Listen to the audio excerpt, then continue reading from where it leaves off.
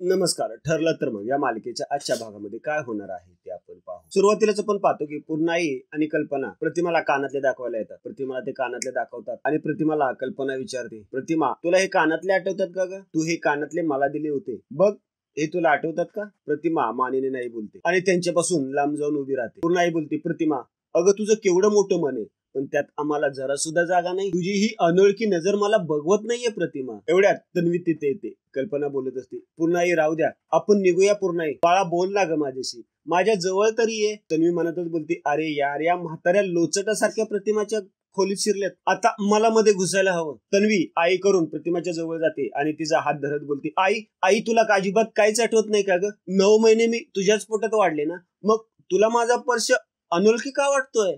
आई आई तू please असं नको ना करू, आई बोल ना माझ्याशी. प्रतिमा खूप घाबरते आणि ती पाठीमागं सरत असते. एवढ्यात सायली तिथे येते. बोलते, प्रिया प्रिया हात सोड त्यांचा, त्या घाबरल्या तुला दिसत नाहीये का? तन्वी बोलते, ती माझी आई आहे, इतकी वर्ष ती माझ्यापासून दूर होती, आता मी तिला कुठेच जाऊ देणार नाहीये. सायली बोलते, तुला कळत नाहीत का त्या घाबरल्यात? आपल्या आईशी कोणी असं वागतं का? पूर्णाई बोलते, प्रतिमा आम्ही तुला घाबरवायला आलो नाही ग. सायली प्रतिमाला समजावत बोलते, प्रतिमा तुम्ही घाबरू नका, अहो या सगळ्या तुमच्यावर खूप प्रेम करतात आणि तुम्हाला तुमचा भूतकाळ आठवावा ना म्हणून या प्रयत्न करतायत. कल्पना बोलते, प्रतिमा तुला जर कोणी नको असेल ना तर आम्ही कोणीही तुझ्याशी बोलायला येणार नाहीये. सायली आम्ही बाहेर थांबतो. चला पूर्णाई, चल ग. तन्वी तशीच थांबते. अगं चल. कल्पना आणि पूर्णाई बाहेर निघालेले असतात. इकडे सायली प्रतिमाला बोलत असते, प्रतिमा जरा आराम करा, तुम्ही झोपा. प्रतिमा तिथेच खाली बसते. प्रतिमाला खाली बसलेलं बघून पूर्णाई माघारी येते. बोलते, प्रतिमा अगं तू खाली का बसलीस? प्रतिमा खुनीने सायलीला सांगते की मी देवळात असताना खालीच बसायचे. कल्पना बोलते, सायली प्रतिमा काय सांगते ग? सायली बोलते, त्या म्हणतात की त्या देवळात असताना जमिनीवरच झोपायच्या. पूर्णाजी बोलते, किती सहन केलंय माझ्या लेकीने, आपल्या माणसांशिवाय कशी राहिलीस ग तू? प्रिया बोलते, हो ना, डोक्यावर छप्पर नाही, जवळ कोणी नाही, हे सगळं कसं झालं ग आई? सायली बोलते, प्रिया हे सगळं विचारण्याची ही वेळ नाहीये. कल्पना बोलते, पूर्णाई मला असं वाटतं की आता आपण निघूया, प्रतिमाशी सायलीलाच बोलू द्या. तन्वी तू पण चल. तन्वी त्यांच्याबरोबर निघून जात. सायली प्रतिमाला बोलते, प्रतिमा अहो पावसाळ्याचे दिवस आहेत, फरशी थंड पडली, बेडवर झोपा ना तुम्ही. प्रतिमा बोलते, नाही मी खालीच झोपते. प्रतिमा तिथंच खाली झोपते. इकडे आसमी बोलत असते, आपण सायलीला बाहेर घालवण्याचा इतका प्रयत्न केला पण ती दूर जाणं राहिलंच, पण ती घराला आणखीन चिटकून राहिली. अर्जुन आणि मम्मा आधी तिच्या नावाचा जप करत होते, आता पूर्णाजी पण त्यांना सामील झाले. तन्वी बोलते, आणि आई काय आता तिलाच सापडली म्हणल्यावर अख्खं घर ती डोक्यावर घेणारच आहे ना. तरी मी आधीपासून सांगत होते ग, माझी आई नाही गेली, माझी आई जिवंत आहे. पण नाही, आई मला नाही सापडली, आई त्या सायलीला सापडली. अरे पण तू कधी म्हणाली होतीस तुझी आई गेली नाही? तू तर किती रडत होतीस. तन्वी बोलते, अगं मी म्हणाले होते ना, तुझ्या लक्षात नाहीये का? अस्मी बोलते, नसेल, माझं ना आजकाल डोकं चालत नाहीये.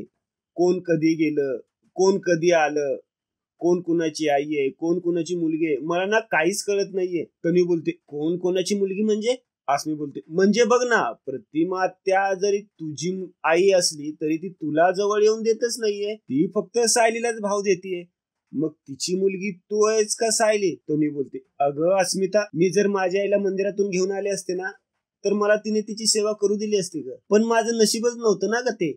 आणि माझ्या आईला काही आठवत नाहीये ना, त्याचा ती सायली गैरफायदा घेते ग, सतत चिटकून असते तिला. अगं पण असं म्हणतात ना की आई आणि मुलीची नाळ जोडलेली असते, त्या कुठे असल्या ना तरी त्या एकमेकीकडे खेचल्या जातात. मग प्रतिमा तुझ्यावर माया असायला हवी होती ना. तन्वी मनातच बोलते, ही आगाऊ मुलगी आता हेच सगळं बसणार आहे का? मला आता इथून सटकलं पाहिजे. तन्वी अस्मीला बोलते, अगं विसरूनच गेले, मला ना बाबांना एक निरोप द्यायचा होता, त्यांच्यासाठी एक कॉल आला होता, मी येते लगेच.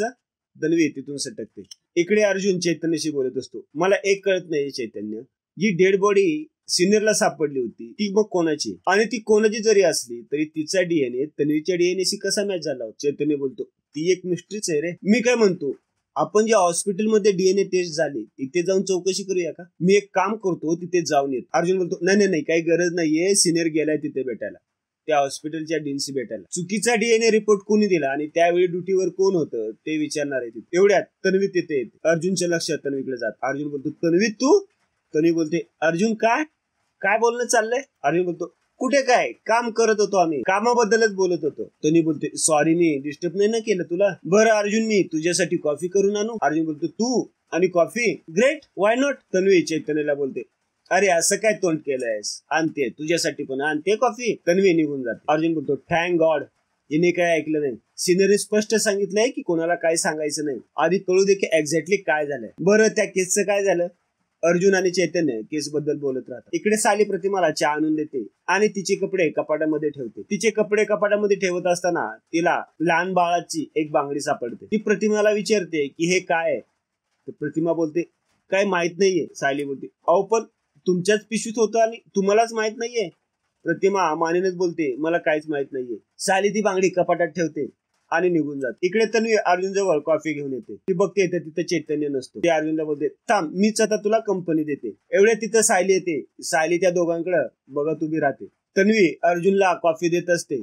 ती बोलत असते वन फॉर यू आणि वन फॉर मी, तुझी फेवरेट कॉफी. अर्जुन तिच्या हातातून कॉफी घेतो. सालीला अर्जुनचा खूप राग आलेला असतो कारण अर्जुन तिला बोललेला असतो की मला कॉफीची आता काही गरज नाहीये, माझ्या पोटातच जागा नाही. तन्वी आणि अर्जुन गप्पा मारत मारत कॉफी पितात. सायली लांबून त्यांच्याकडे बघत असते. सायली मनातच बोलते मगाशी मी कॉफी विचारली त्यावेळेला नको म्हणाले आणि प्रियाने आणली की पोटात जागा आणि वेळ दोन्ही आहे. आता बघाच मी काय करते. इकडे नागराज आणि महिपत पित असतात. नागराज बोलत असतो मी काय करू महिपत आता, मी काय तुला पैसे पुरवणार एटीएम मशीन नाहीये. 20-22 वर्षापूर्वी तुला मी असेच पैसे दिले होते.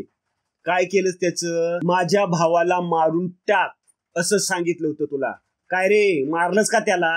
अजूनही माझ्या डोक्यावर बसलाय तो. त्याच्या पोरीला मारून टाक म्हणलं होतं, त्याच्या पोरीला मारता नाही आलं तुला. प्रतिमा वहिनी काय तर म्हणे मारून टाकलं मी तिला. अरे आली ना ती समोर आली ती आता परत. काय करायचं मी आता, काय करायचं. हे जे पैसे मी तुला दिले होते ते कशासाठी दिले होते. महिपत बोलतो काहीतरी गफलत आहे नागराज शेठ, 113% काहीतरी गफलत आहे.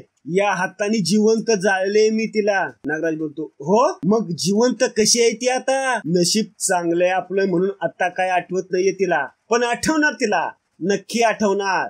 अपघाताच्या आधी नक्की काय झालं होतं हे आठवणार तिला. मग पोलीस तुझ्यापर्यंत पोहोचणार, मग तू मला घेऊन मारणार, मला घेऊन. महिपत बोलतो तोपर्यंत मी काय हाताला मेहंदी लावून बसणार आहे का काय.